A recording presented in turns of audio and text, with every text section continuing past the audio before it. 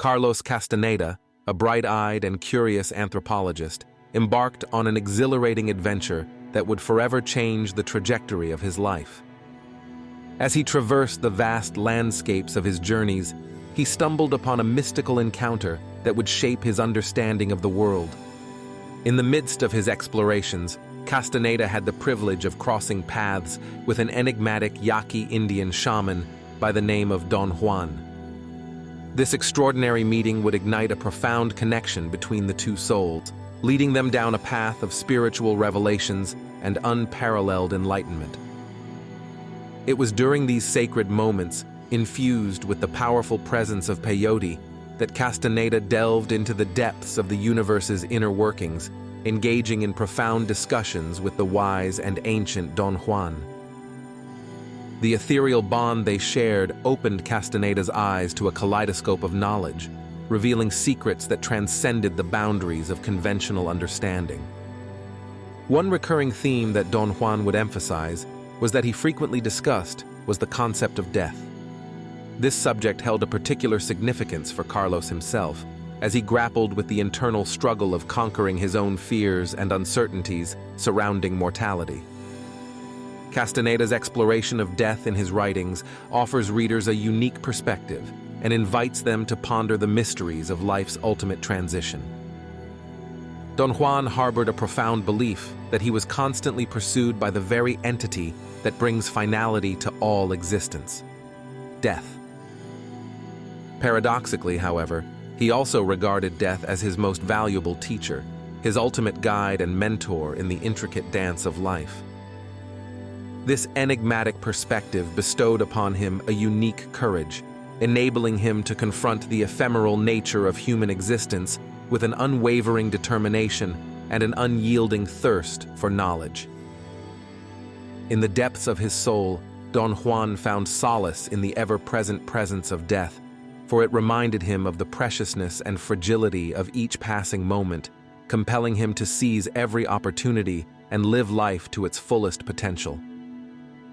In his eyes, death was not an enemy to be feared, but an indispensable ally that provided invaluable wisdom and guidance, illuminating the path towards true enlightenment. Although Don Juan did not consider death to be the ultimate enemy, as most people do. Instead, he saw death as an advisor, an eternal companion that is always with us, constantly reminding us of our mortality. According to Don Juan, death sets the pace for our actions and feelings, pushing us relentlessly until it either breaks us or we rise above all possibilities and defeat death.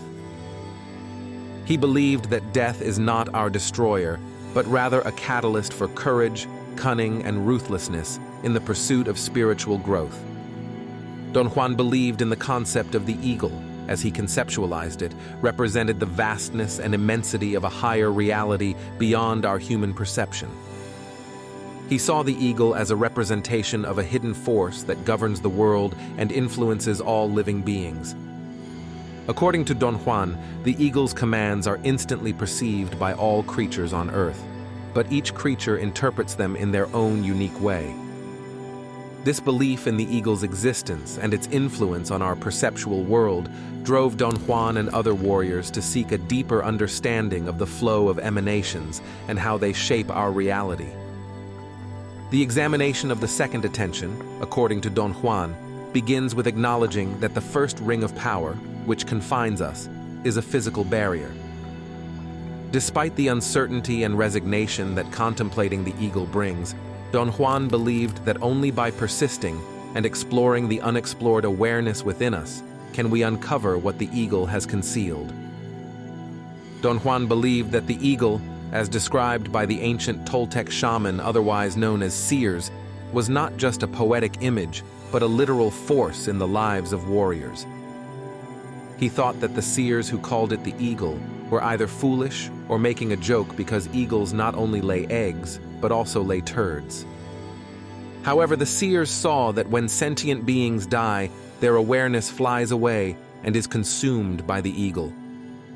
They interpreted this as evidence that sentient beings exist solely to enrich the awareness that serves as food for the eagle. Don Juan believed that after death, the eagle devours the same enriched awareness it had given to sentient beings. He found it grotesque that this act was interpreted in such a mundane way as eating. Don Juan also emphasized that becoming a seer doesn't eliminate our flaws, as they remain with us even after death. He believed that a force of life leaves our bodies at the moment of death, causing all of our individual awarenesses to disintegrate and return to their sources. While this disintegration occurs, the flaws we carried in life remain intact.